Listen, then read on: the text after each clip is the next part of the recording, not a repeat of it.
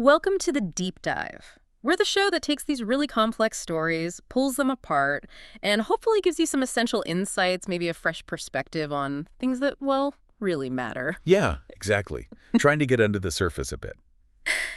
And today, we are definitely plunging into a topic that I think for a lot of us, it remains chillingly compelling. It's this enduring fascination we seem to have with a notorious crime. It's almost a universal human thing, isn't it? Often really uncomfortable, actually, but you just can't deny it. We find ourselves drawn to these figures who just seem to defy understanding. Right. People who operate so far outside, the norms of human behavior. It's almost like we're trying to solve some impossible puzzle. Or maybe understand the darker side of what humanity is capable of. That's exactly it. And it really makes you ask, what is it about certain criminal cases? Why do some of them just transcend their own time and get so deeply stuck in our cultural consciousness? What makes a name like, let's say, Ted Bundy still send shivers down your spine decades later? And it captivates a whole new generation, too. People really into true crime. Because that's exactly who we're diving into today. Indeed, Theodore Ted Bundy.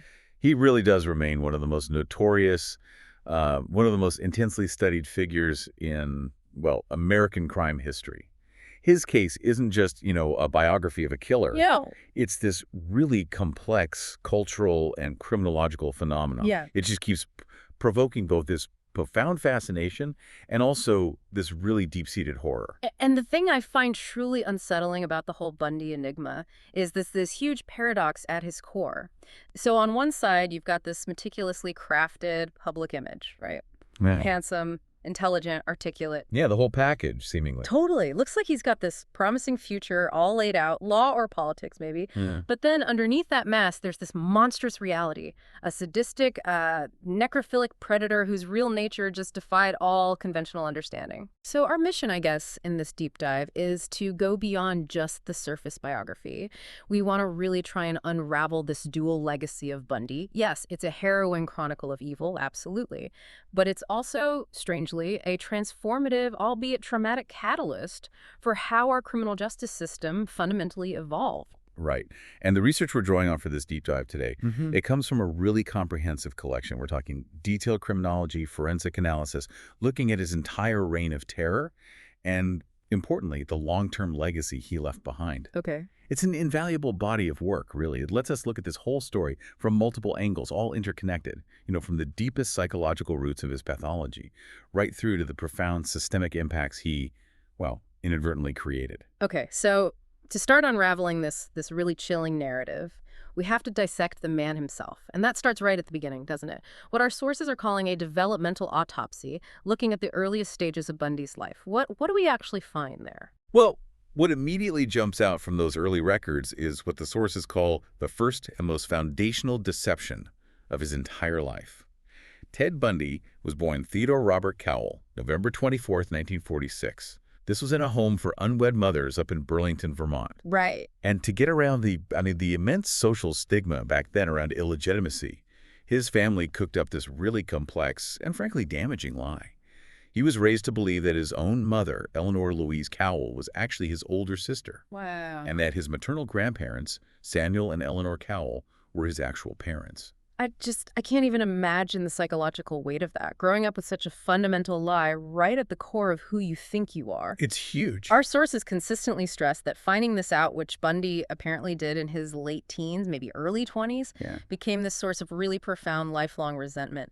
And it was aimed squarely at his mother. Understandably, perhaps. Yeah. The accounts of how he actually found out, they vary a bit. He told one girlfriend a cousin taunted him with his birth certificate. Biographers heard he might have found it himself. But honestly, regardless of how it happened, the sheer size of that early lie about his identity, living under that kind of deception for so long, you just can't overstate its impact. No, absolutely not. It basically set up this deeply fractured foundation for his relational development right from the get-go. And if you connect that to the wider picture of his early environment, it just gets even more complex. The Cowell household itself, it's really shrouded in these contested narratives, very conflicting stories. Oh, so? Well, later in life, when Bundy was, trying to build some kind of defense narrative, he and some family members described his grandfather, Samuel Cowell, as this sort of tyrannical, violent bully. Yeah. Said he routinely beat his wife, abused animals, even expressed these overtly racist attitudes. Okay, that's pretty damning. But then, But then, you get these starkly contrasting accounts from people in the community. yeah. People who remembered Samuel Cowell as a fine, upstanding man. So what do we do with that? That's a huge discrepancy. Exactly. And the analysis suggests this truth might have been sort of retrospectively shaped, either by Bundy himself, trying to manipulate things, get sympathy, explain his actions, Or maybe blame someone else? or maybe by others just desperately trying to find some simple external reason for his monstrous acts, an easy answer. And then you add to that already stressful environment the fact that his grandmother was documented as suffering from depression and agoraphobia. It paints a very murky, very unsettling picture of those formative years, just full of psychological ambiguity. Yeah, murky is a good word for it. Precisely. And this pattern of instability, it just continued. When Bundy was only 3 years old, his mother moved them out to Tacoma, Washington. Then in 1951, she married Johnny Bundy, who was an Army hospital cook.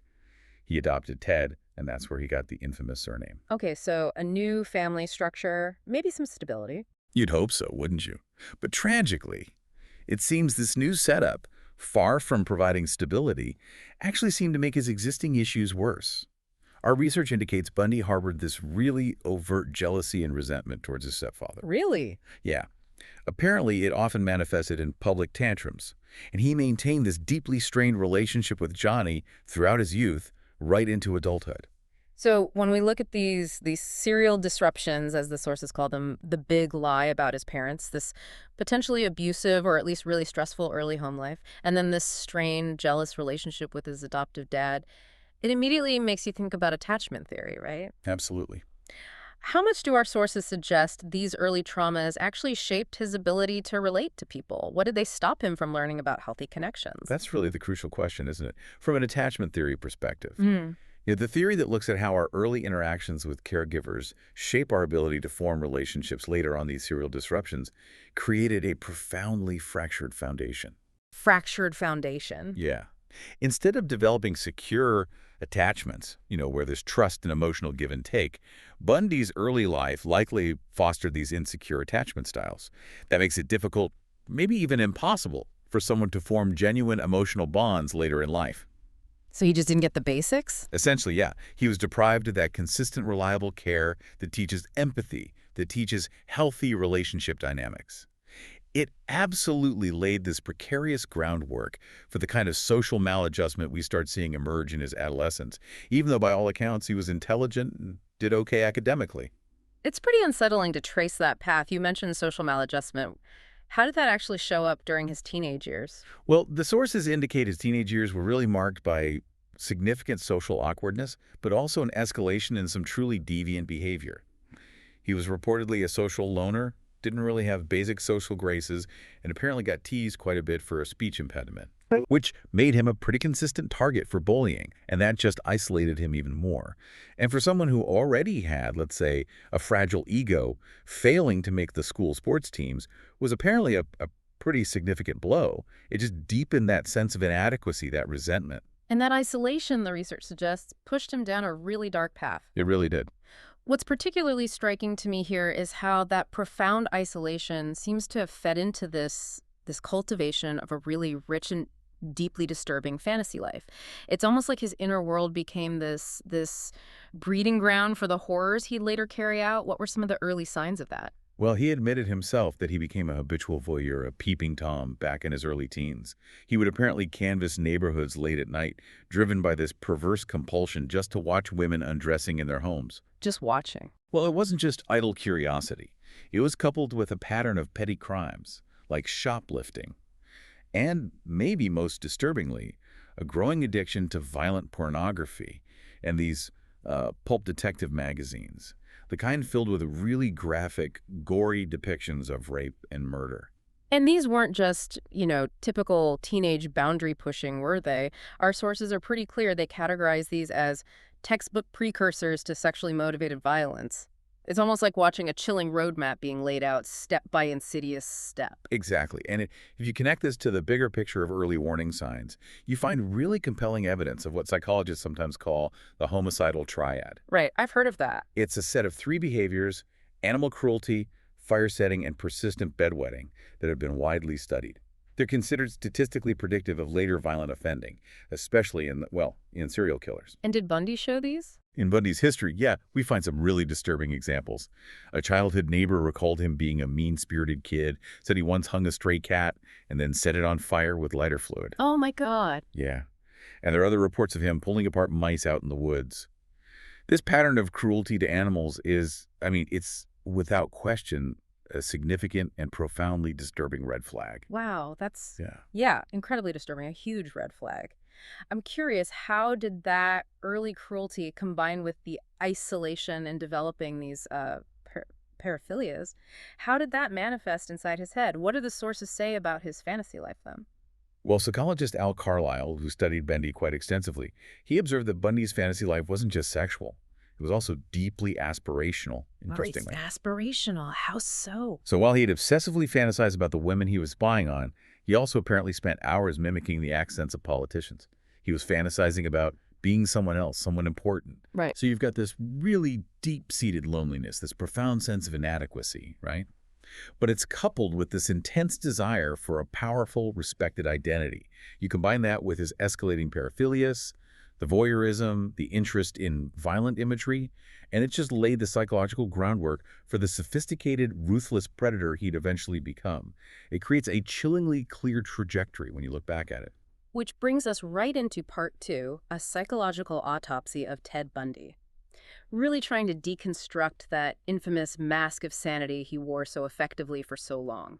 What was truly at the core of his pathology? What made him tick? Well, what our sources make profoundly clear is that right at the heart of Bundy's psychology, you find a textbook case of psychopathy. Well, During his Florida trial, he was evaluated pretty extensively and indeed diagnosed as a psychopath by Dr. Hervey Cleckley. Clickley, right, the author of The Mask of Sanity, a huge figure in the field.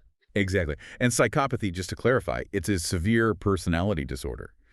It's characterized by this pervasive pattern of disregard for and violation of the rights of others. Often it falls under the broader diagnosis we now call antisocial personality disorder, or ASPD. And Bundy, from everything we read, he exhibited just a full constellation of these psychopathic traits, didn't he? Superficial charm, deep manipulativeness, a grandiose sense of self-worth, a complete and utter lack of empathy or remorse. A parasitic lifestyle, too, living off others emotionally, sometimes financially. Right. And his chilling ability to present as this likable, intelligent, trustworthy guy, not just to his victims terrifyingly, but also to his long-term girlfriend, even some pretty seasoned law enforcement professionals. That was the classic mask of sanity Cleckley described, wasn't it? Absolutely. It allowed him to meticulously hide his true depravity right there in plain sight, which of course made him exceptionally dangerous. It's truly terrifying how well he pulled off that deception for so long. And the analysis shows this psychopathy was deeply tangled up with malignant narcissism. Bundy had this absolutely grandiose sense of self-worth. He genuinely believed he was intellectually superior to pretty much everyone around him. Everyone.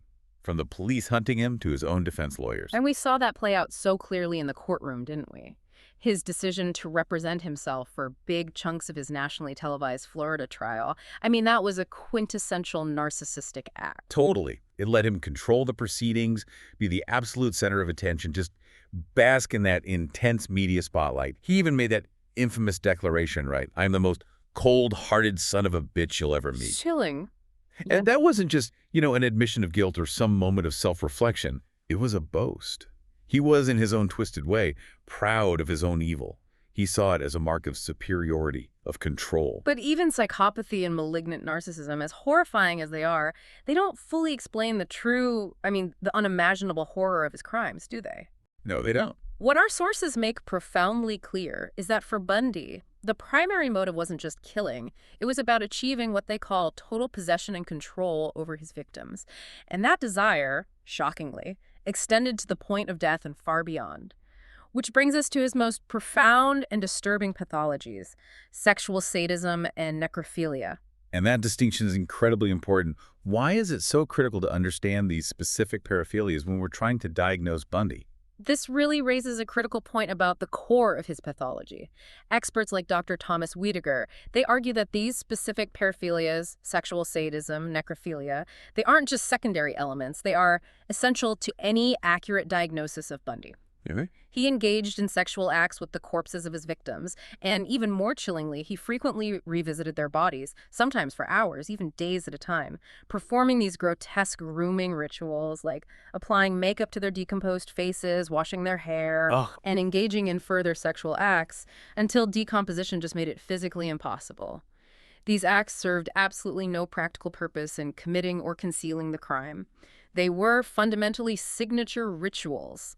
They fulfilled a deep, perverse psychological need for absolute, enduring power over his victims, a sense of total ownership that went beyond life itself. And this is where you really see the unfathomable depth of his depravity. He took Polaroid photographs of his victims as trophies of his conquests. He even chillingly told an interviewer once, "When you work hard to do something right, you don't want to forget it." That quote. It reveals this terrifying level of self-awareness, doesn't it? And a perverse pride in his own evil, treating his horrific acts like they were these meticulous achievements to be savored and remembered. And this leads us nicely into applying some modern personality models, which actually offer an even more nuanced, more insightful understanding of his paradoxical nature. Dr. Whittaker's application of the five-factor model, the FFM, which is a widely accepted framework psychologists use, maps personality across 5 broad dimensions. It's particularly revealing for Bundy. Okay, how did he score? Well, Bundy scored exceptionally high on antagonism. That means he was deceptive, manipulative, callous, exploitative, arrogant. He was also high on extroversion, so appearing engaging, assertive, charming. Crucially, he scored high on conscientiousness. Conscientiousness, really? Yeah, indicating he was skilled, competent, organized, and diligent.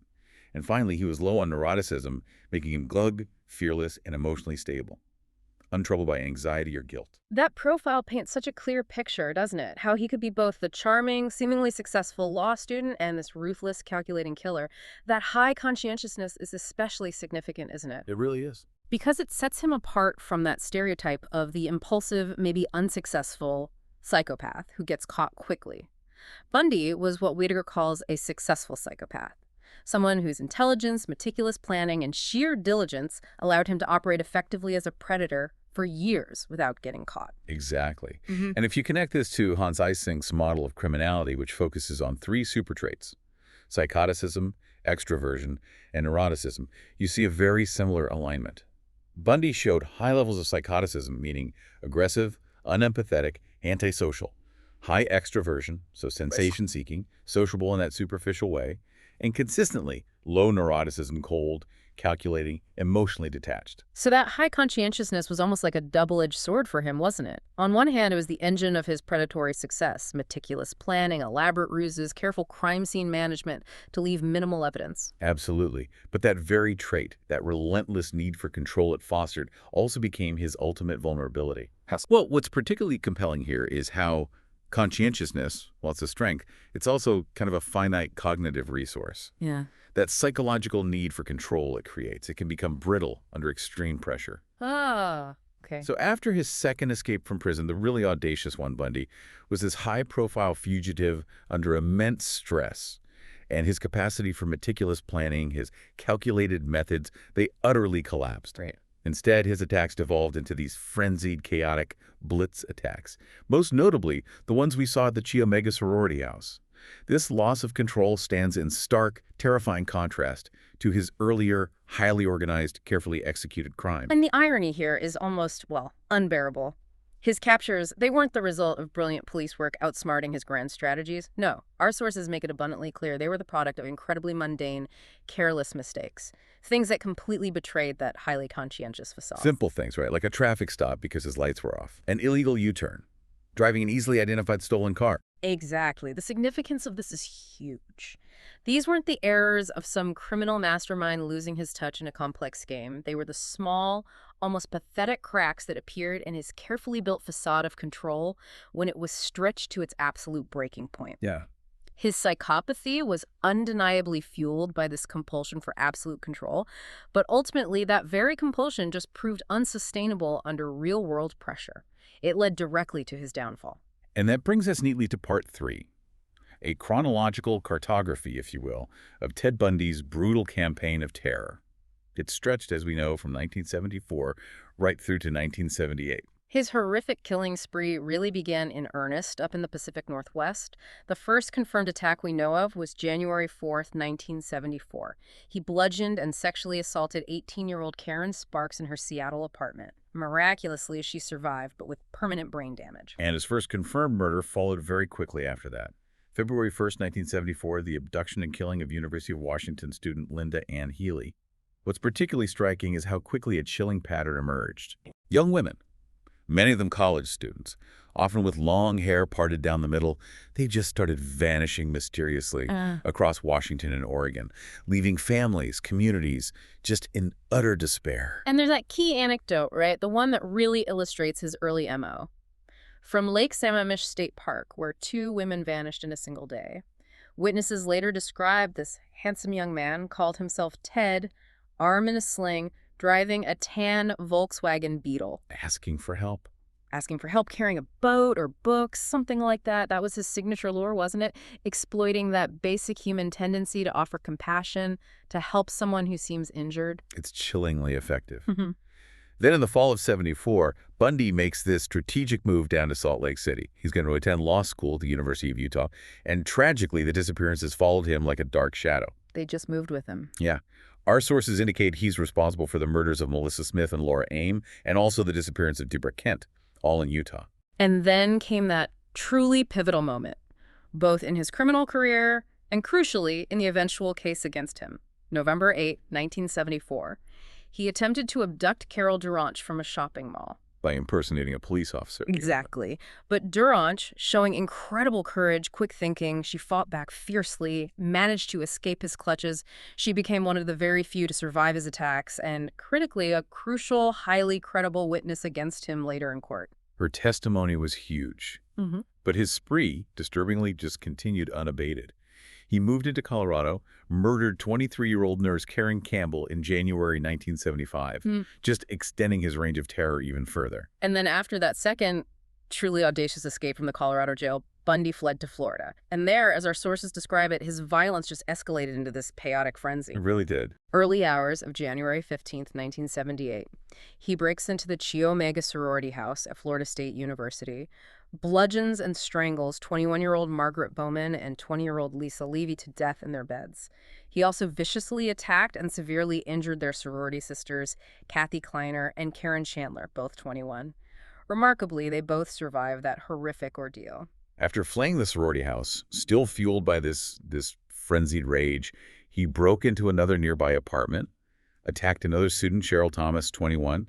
She also survived, but with permanent, life-altering injuries, and then his final known victim. 12-year-old Kimberly Leach, abducted from her junior high school in Lake City on February 9, 1978. Just devastating. It's an overwhelming, heartbreaking list of victims. And as we discuss these grim details of Bundy's actions, it feels profoundly important to remember them, not just as stats in his story, but as individuals whose lives were just tragically stolen. Absolutely essential. The research we're using includes a table that helps restore their identities, underscores the human cost. We talk about young students like Linda Ann Healy, 21, University of Washington, his first confirmed murder. There's Carol Duranch, 18, who bravely escaped and gave that pivotal testimony. Right. Margaret Bowman, 21, and Lisa Levy, 20, the FSU students murdered in the Chi Omega house, their lives just cut short. And Kimberly Leach, only 12 years old, his youngest known victim, her childhood stolen. Remembering their names, their potential, it underscores the true devastating impact, far more than just focusing on the killer. That's a vital point to keep making. And turning now to how he operated. His modus operandi, his signature behaviors, they offer really crucial insights, both into his methodical approach and into the sheer depths of his pathology. Okay. Bundy's methods were this chilling blend of calculated deception and his own deep-seated pathology. His MO, his modus operandi that refers to the practical actions needed to commit the crime, the how it actually evolved. It went from crude home invasions early on to these highly sophisticated ruses as he gained experience and confidence. And he definitely had a type, didn't he? Typically targeted young, attractive white women, often college students, long dark hair, parted in the middle. There's all that speculation it was because they looked like an ex-girlfriend who rejected him. Right, the Stephanie Brooks theory. Yeah, but Bundy himself just dismissed that. Claimed they simply met his objective criteria of youth and beauty, just cold. Chillingly detached. His primary lure was always deception, playing on the compassion and trust of his victims. exploiting empathy by feigning injury to the cast, the crutches asking for help carrying things to his tan VW Beetle. Or the authority figure routine. Exactly. Skillfully impersonating a police officer sometimes, leveraging that inherent respect for authority to command compliance from unsuspecting victims. Once he got a victim isolated, he'd swiftly overpower them, usually with a blunt weapon like a crowbar, restrain them with handcuffs, then transport them to a secondary, secluded location for rape and murder. Those were the practical steps. Okay, so those are the MO elements, the functional steps he took. But then you have the signature behaviors. And our sources are really critical in distinguishing these. These were acts not required to commit the murder, but which fulfilled some profound psychological need for power and possession. Exactly. And these, more than anything, they reveal the horrifying depth of his depravity, the unique nature of his pathology. What's particularly unsettling about these signature acts is just their sheer brutality and how irrelevant they were to the actual crime itself. He engaged in necrophilia, sexual acts with the corpses, even more disturbingly, frequently revisiting the remote dump sites, sometimes for hours, even days. Performing those horrifying grooming rituals. Yeah. Playing makeup, washing hair. Engaging in further sexual acts until decomposition just made it physically impossible. These acts served absolutely no practical purpose, right? They weren't about hiding the crime. They were fundamentally signature rituals, fulfilling that deep, perverse psychological need for absolute, enduring power. Total ownership that transcended life itself. And the trophies he took, too. Taking trophies to prolong that sick sense of ownership. Even going so far as decapitating, at least a dozen of his victims with a hacksaw? Yeah, the reports are horrifying. And reportedly keeping some of their severed heads in his apartment for a time, taking Polaroid photos of his victims. And you remember that chilling quote, "When you work hard to do something right, you don't want to forget it." It's beyond comprehension. These actions weren't about covering tracks or any practical criminal goal. They were about satisfying his own twisted, deeply ingrained fantasies and asserting his ultimate dominance. Which brings us to part 4, the hunt and the trials. This period where the nascent justice system was truly under siege. It was forced to adapt rapidly to this completely unprecedented threat. What's truly insightful here is that the main obstacle for law enforcement in catching Bundy for so long was just the incredibly fragmented nature of policing back in the 1970s. Yeah, totally different world. Bundy was a geographically transient killer, moved across state lines with chilling ease, often using stolen cars to avoid being tracked. Police departments in Washington, Utah, Colorado, they basically operated in these distinct jurisdictional silos. Very limited information sharing. Extremely limited. They had very few mechanisms for sharing info about missing persons or unsolved homicides between states, or even between counties sometimes. The practical impact of that was just profound. For years, individual departments were investigating a series of local, unsolved homicides, completely unaware they were all connected to one guy who knew exactly how to exploit those state and jurisdictional boundaries. Right. Investigators in one state just had no easy way of knowing about similar disappearances happening somewhere else. And on top of that, Bundy's outward appearance worked hugely in his favor. Clean-cut, articulate law student, he just didn't fit the prevailing stereotype, public or police, of what a monster looked like. So we often got dismissed as a suspect early on. And then, adding to those systemic challenges, you have his truly audacious escapes. Bundy's 2 escapes from custody in Colorado weren't just, acts of a cunning criminal. They were, as our sources really emphasize, profound institutional failures. They highlighted just glaring lapses in security protocols. The first one, June 1977.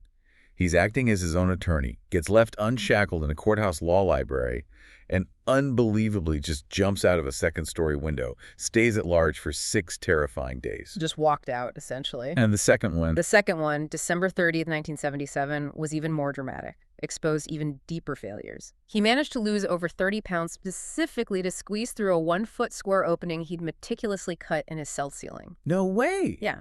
Crawled through a crawl space into an adjacent apartment and just astonishingly walked out to freedom. And his absence went unnoticed for over 15 hours, giving him this massive critical head start to flee the state. Unbelievable negligence. These escapes, frankly, they were highly embarrassing. They triggered a massive federal response.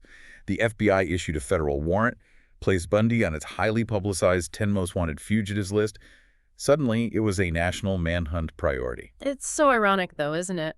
Despite this reputation he cultivated, this brilliant, elusive criminal mastermind, Our sources make it abundantly clear his captures weren't the result of brilliant police work or intricate traps. At all. They were almost anticlimactically the direct product of his own careless errors and just routine, almost mundane police work. His first big arrest in Utah, 1975, happened when a highway patrolman just stopped him for suspicious driving late at night, searched the car, found the infamous Cubit. Handcuffs, rope, ski mask, ice pick. Yeah. And his final capture down in Pensacola, Florida in 1978. Similarly mundane. An alert officer just ran the plates on his stolen VW Beetle, discovered it was hot. End of the road. The significance is profound, right? These weren't the mistakes of a mastermind being outwitted. These were the small, almost pathetic cracks appearing in that facade of control when it was stretched to breaking point. A predator undone by low-level carelessness, not grand detective work. And then came the trials. Bundy's trials were just absolute media spectacles. They transformed courtrooms into virtual stages for his chilling public performance. The 1976 Utah trial for kidnapping Carol Darrench was his first major conviction, secured largely by her powerful, incredibly credible testimony about her escape. Just a testament to her bravery. But the Florida trials, for the Chi Omega and Kimberly Leach murders, they just ascended to a whole new level of public theater. They were among the very first criminal trials to be nationally televised. Right, cameras in the courtroom. Yeah. And Bundy, ever the narcissist, truly seized this unprecedented opportunity. He chose to act as his own lawyer for significant parts of the proceedings. This highly unusual move, it was widely seen as a calculated tactic, right? Control the narrative, captivate the public with his supposed charm and intelligence. Basically turn the legal process into a public referendum on him, not on the facts. Exactly. Instead of a dispassionate pursuit of justice. And the public was absolutely fascinated by that paradox. Handsome, well-spoken, charming man accused of these unspeakably heinous acts. This fascination undeniably gave rise to what the sources call the celebrity killer phenomena, where the perpetrator, not the victims, becomes the perverse focus. And the spectacle reached its absolute bizarre peak during the Kimberly Leach trial, didn't it? Yeah. When Bundy, in this astonishing move, while questioning his former girlfriend Carol Ann Boone on the stand, he actually proposed to her. And she accepted.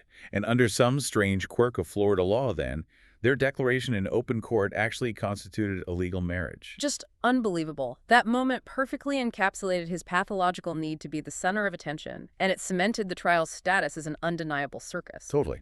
Following his convictions, the 3 death sentences, he engaged in this decade-long, desperate appeals process, using last-minute confessions, often vague, manipulative, as just a calculated ploy to delay his inevitable execution. And this brings us to one of the most contentious and frankly really problematic elements of his trials, the bite mark controversy. In the Chi Omega murder trial, the prosecution had a big problem. A significant lack of traditional physical evidence linking Bundy directly to that crime scene. Right. No fingerprints, no DNA back then. Exactly. So the entire case, as our sources detail, basically hinged on this novel, very dramatic piece of forensic evidence, a bite mark left on the buttock of victim Lisa Levy. Enter forensic odontologist Dr. Richard Souveron. He delivered this powerful, incredibly persuasive testimony, used large photographic overlays to dramatically show the jury that the unique pattern of the bite mark was, in his expert opinion, a definitive match to impressions taken of Bundy's distinctively crooked teeth. The visual presentation was compelling, almost undeniable in its impact on that jury. And this moment became, as one analysis puts it, the moon landing for bite mark evidence. Propelled by the huge media coverage of the Bundy trial, the technique was just swiftly legitimized. In the eyes of the public, the legal system, it led to widespread acceptance, used in courtrooms across the country for decades. It was seen as this groundbreaking moment in forensic science. But here's where it gets truly unsettling, deeply concerning. This initial validation was built on what later proved to be a profoundly pseudoscientific foundation. How so? The whole premise of bite mark analysis rests on 2 scientifically unproven assumptions. First, that every individual's dental arrangement is uniquely distinctive, like a fingerprint. And second, that human skin can reliably and accurately record that unique pattern without distortion. Which sounds plausible, But subsequent scientific research has conclusively shown skin is a terrible medium for such impressions. It's elastic, it's subject to significant distortion during a struggle, bruising is diffuse, unpredictable. It makes any purported match inherently highly subjective and deeply prone to cognitive bias on the part of the examiner. So what this really highlights is a critical flaw. The scientific community has now largely discredited bite mark analysis. Numerous studies show it's been a primary factor in literally dozens of wrongful convictions across the U.S. Cousins. Yeah, there's this profound, chilling irony here. The very evidence that helped secure the conviction of a demonstrably guilty man, Ted Bundy, simultaneously validated a junk science that would tragically go on to imprison innocent people for years, even decades. Wow. Even Dr. Silveron, the expert from the Bundy trial, he later stated that with decades more experience and scientific understanding, his testimony would have been vastly different. It just reveals this critical vulnerability in the justice system, doesn't it? Its susceptibility to compelling, even theatrical performance over rigorous scientific proof. The bite mark evidence was powerful, not because it was scientifically rigorous, but because of its dramatic, visually persuasive presentation to a jury. Yep. In a trial that was already this high-stakes battle of narratives, Bundy's narcissistic performance versus the prosecution's desperate attempt to convey the horror, the bite mark served as this perfect, visually compelling smoking gun, tragically blurring the line between legal proof and public spectacle. That's a truly powerful insight into a crucial part of his legacy. And that takes us right into part V, the echoes of evil. Ted Bundy's multifaceted legacy. Because for all the unimaginable horror he inflicted, his case inadvertently forged this new paradigm in law enforcement. It fundamentally transformed the American criminal justice system. That's a key takeaway for sure. The intense long hunt for Bundy was, in many ways, a crucible for the FBI's nascent behavioral science unit, the BSU, which was the critical precursor to the modern behavioral analysis unit, the BAU as we know it today. Right, the profilers. Exactly. The Bundy case provided this real-world, high-stakes testing ground for the developing field of criminal profiling. Agents like Robert Ressler, John Douglas, they meticulously studied Bundy's patterns, his methods, his twisted psychology. And it solidified him as the quintessential archetype of the organized serial killer, intelligent, socially adept, meticulously planning his crimes. And that psychological assessment prepared by FBI agents Howard Teeton and Robert Ressler, detailing his MO, his victim preference, it proved remarkably insightful during the manhunt, didn't it? Helped narrow the search. It did, but it didn't stop there. After his final conviction, even Bundy himself, despite how manipulative he was, became this perverse yet undeniable key source of information for investigators. How did that work? Well, his extensive death row interviews are particularly impactful here, notably with FBI profiler Bill Hagmaier, but also with various journalists. Now, Bundy undoubtedly did these to manipulate, to try and delay his execution, but they provided this unprecedented access into the mind of a serial killer, offering chilling insights that became foundational text for criminologists and profilers trying to understand the motives and methods of predators like him. But perhaps the most significant institutional legacy of the Bundy case was how it just unequivocally exposed the dire, urgent need for interstate law enforcement cooperation. Yeah, that was huge. Bundy's ability to murder across multiple state lines with impunity, just by driving a few hours, it demonstrated that a system of isolated police jurisdictions was just woefully no match for a mobile, transient offender who understood and exploited those boundaries. This systemic failure was a direct impetus for creating the FBI's Violent Criminal Apprehension Program, VICAP, in 1985. VICAP established a centralized national database to track, analyze, and link violent serial crimes across state lines. It was a direct response to the vulnerability Bundy so lethally exploited, creating a framework to try and prevent another predator from replicating that cross-country killing spree. So zooming out, Bundy's crimes catalyzed this whole host of broader systemic reforms, really shaped the American justice system we know today.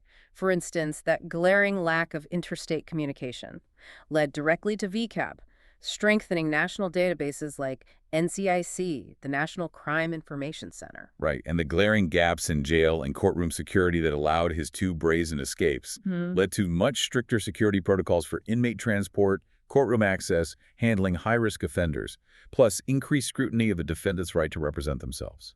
And the inability to profile atypical offenders like Bundy early on, that solidified the crucial role of the FBI's Behavioral Analysis Unit, provided a foundational case study that profoundly shaped modern criminal profiling techniques. Even the reliance on subjective, unreliable forensic evidence like the bite mark analysis, while it got accepted in the high-profile Bundy trial, it later contributed to intense scientific scrutiny, its eventual discrediting, ultimately paving the way for more reliable methods like DNA profiling to be developed and widely adopted. And perhaps most importantly, the stark lack of victim support and awareness during that era.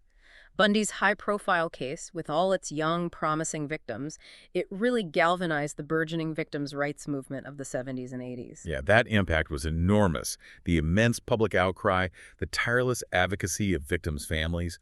They pushed relentlessly for greater support systems, improved campus safety programs, and just more compassionate, trauma-informed treatment of victims within the justice system. A fundamental shift from how things used to be. And this growing momentum contributed directly to landmark changes, like the development and widespread use of victim impact statements in court, and passing crucial federal legislation like the Victims of Crime Act of 1984, which provides vital funding for victim services nationwide. It's a sobering thought, isn't it? And profoundly bittersweet, that so much positive, transformative change for victims came directly from such horrific, devastating acts. Which brings us to another significant and sometimes really problematic aspect of his legacy, the specter of Bundy in popular culture, and the troubling way we as a society sometimes consume the narrative of a killer. Oh, yeah. Ted Bundy has, without question, become this entrenched fixture in popular culture. Countless books, documentaries, feature films, they keep getting produced about him. And what our sources state unequivocally is that this pervasive media fascination has been instrumental in constructing and perpetuating the Bundy myth, The myth. that insidious image of the handsome, charismatic gentleman killer. And this portrayal is, frankly, deeply problematic because it often inadvertently centers Bundy's own manipulative narrative. It risks romanticizing the perpetrator, and most critically, it obscures the unimaginable brutality and true horror of his crimes, particularly his pervasive practice of necrophilia and mutilation. A critical look at some key media portrayals really reveals this troubling dynamic. Anne Rule's classic, The Stranger Beside Me, offers that unique perspective, right? She knew Bundy personally as a kind colleague, long before she knew he was a killer, gives a truly unique lens on his deception. Then you have Elizabeth Klopper's memoir, The Phantom Prince, My Life with Ted Bundy. That's just a raw, agonizing, painful account from his long-term girlfriend, detailing the profound psychological abuse, the crushing confusion of loving someone who turned out to be a monster. And more recently, director Joe Berlinger's dual projects, the docuseries Conversations with a Killer. The Ted Bundy tapes and the feature film, extremely wicked, shockingly evil and vile, they sparked significant and really necessary ethical debate in the true crime world. Absolutely. Critics argued that by relying so heavily on Bundy's own self-aggrandizing interview tapes as the narrative spine, and by casting a popular, conventionally attractive actor like Zac Efron in the lead role, well, the projects risked glamorizing Bundy and tragically sidelining the stories and experiences of his victims, inadvertently contributing to the very myth they claimed they were deconstructing. And what's particularly telling is that these portrayals often conspicuously fail to convey the true visceral horror of his signature acts, like the decapitation, the abhorrent practice of keeping victims' heads as trophies. Things people often don't know or want to think about. Exactly. These details are absolutely essential to truly understanding the unimaginable depth of his pathology, the reality of his violence. Yet they're often sanitized or just omitted for mass consumption. This cultural consumption has, disturbingly, led to the phenomenon of a Bundy fan base and the repulsive sale of murderabilia, representing the ultimate commodification of his image and a total chilling detachment from the reality of his violence and the pain he inflicted.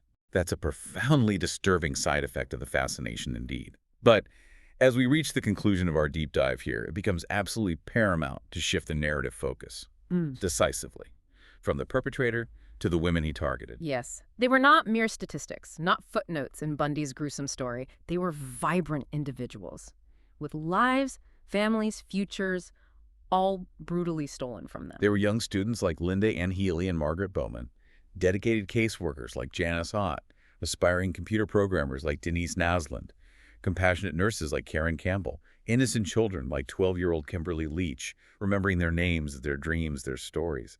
That is the most crucial counter-narrative to the media's often glamorized or sensationalized portrayal of their killer. It restores their humanity. And the resilience of the women who survived Bundy's attacks, that provides another vital and truly inspiring perspective. Carol Durrance's escape, her courageous testimony, absolutely instrumental in getting his first conviction, demonstrated immense strength under unimaginable duress. And Kathy Kleiner, who survived that horrific Chi Omega attack, she's spoken so eloquently, so powerfully about her journey of recovery, her unwavering resolve that Bundy would not define or ruin her life. In her own defiant words, "He does not define me now." Amazing strength. These women's stories of resilience, of strength, they are a truly critical and empowering part of this case's enduring legacy. And to connect this back to the broader societal impact, the high-profile nature of the case, the sympathetic portrayal of its many young, promising victims, it served as this powerful catalyst for the burgeoning victims' rights movement of the 70s and 80s. Yeah, the immense public outcry, the tireless advocacy of victims' families, they pushed relentlessly for greater support systems, improved campus safety programs, more compassionate and dignified treatment of victims within the justice system. A fundamental shift from previous norms. And this growing momentum contributed directly to landmark changes, didn't it? Like developing and using victim impact statements in court, letting victims or families describe the crime's effects, and passing crucial federal legislation like the Victims of Crime Act of 1984, establishing that federal fund for victim services nationwide. Absolutely vital changes. So what does this all mean then for the enduring legacy of Ted Bundy? The case of Theodore Robert Bundy is just. It's a study in chilling contradictions, isn't it? It really is. A meticulous planner undone by careless, low-level mistakes. A media celebrity whose fame was perversely built on unimaginable cruelty and sadism. A monster whose crimes, paradoxically, forced the American justice system to fundamentally evolve and arguably improve. His legacy is certainly not that of some criminal genius to be admired or morbidly fascinated by. It's more like a perfect storm, right? Okay. Individual, profound pathology meeting systemic vulnerability. He remains the ultimate test case for that mask of sanity, demonstrating just how profoundly evil can masquerade as utterly normal and trustworthy. Yeah. And his ability to cross state lines, kill with impunity. That was a brutal, horrifying lesson in the critical limitations of fragmented policing, directly leading to national, interconnected systems like FECAP, designed specifically to prevent another mobile predator from following his devastating path. So ultimately, the enduring lesson of the Bundy case has to be one of solemn remembrance and profound caution. A caution against the cultural mythologizing of evil, against the dangerous allure of a simplistic narrative that romanticizes the killer and tragically forgets the killed. Because in the end, the only true legacy of Ted Bundy's horrific actions is the void left by the dozens of vibrant women and girls whose lives he stole, honoring their memory, celebrating the incredible resilience of those who survived. That is the only meaningful, the only just response to his devastating campaign of terror.